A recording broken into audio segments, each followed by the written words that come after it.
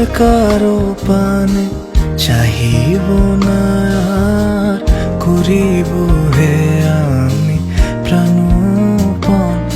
ওহে তুমি যদি বলো এখনই করিব, তুমি যদি বলো এখনই করিব, বিষয় বাসনা বিসর্জন দিব।